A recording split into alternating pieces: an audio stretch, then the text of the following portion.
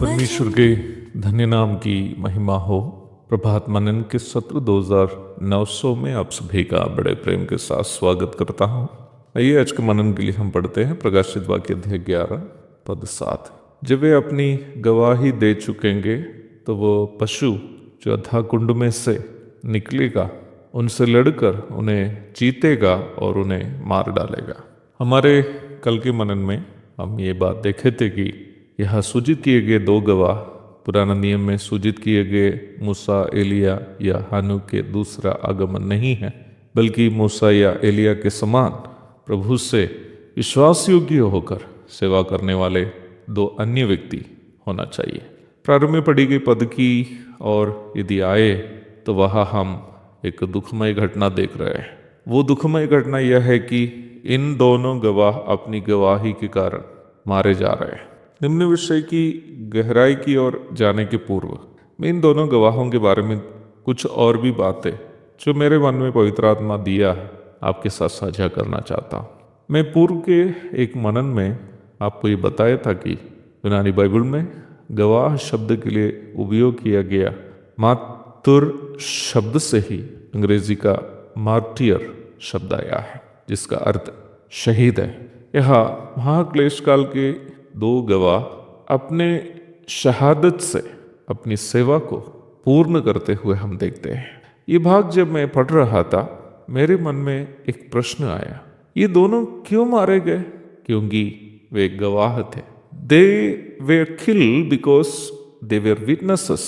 यदि वे गवाही देने वाले नहीं होते तो वे अपने जीवन को बचा पाते।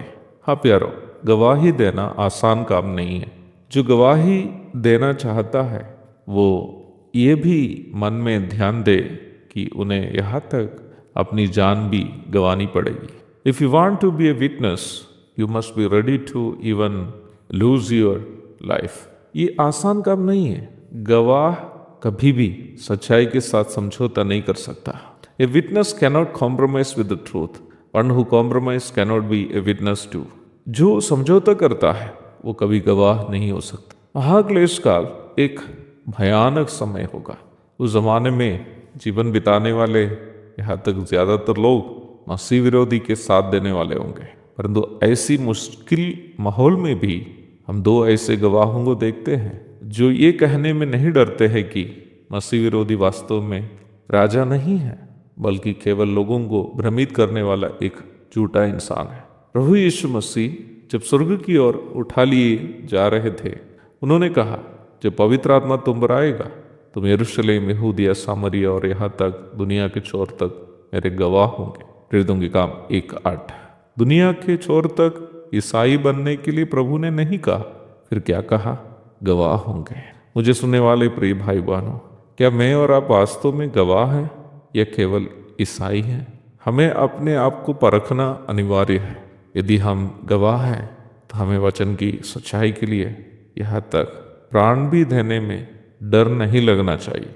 जो भी जगह में मुझको और आपको प्रभु ने रखा है वहाँ प्रभु की गवाही देने के लिए प्रभु ने हमें रखा है। प्रभु की गवाही माहौल को देकर देने की नहीं है, परिस्थिति अनुकूल होने पर देने की नहीं है, ये सोचकर भी देने की नहीं है कि सुनने वाले को अच्छा लग रहा है या नहीं। गवाह का दायित्व है कि वो सच्चाई को निडर होकर बोले।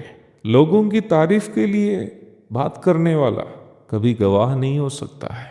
लोगों की तालियों के लिए बात करने वाला कभी गवाह नहीं हो सकता है। गवाह की बातें अक्सर उन लोगों को अच्छा नहीं लगेगा जो सच्चाई से डरते हैं। मेरे प्यारो, प्रभु जब स्वर्गारोहण कर रहे थे, उन्होंने हमसे ये कहा, उनको सुनने वालों को ये कहा कि गवाह बने। प्रभु गवाह बनने के लिए, वचन की सच्चाई के लिए खड़े रहने वाले सच्चे गवाह बनने के लिए मेरी और आपकी मदद करें।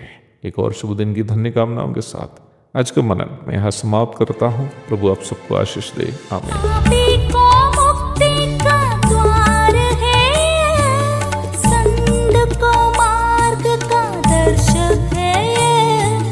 विश्वास जो करते हैं उसके लिए अनंत जीवन का साधन है ये है वचन, प्यारा वचन, यीशु मसीह का प्यारा वचन।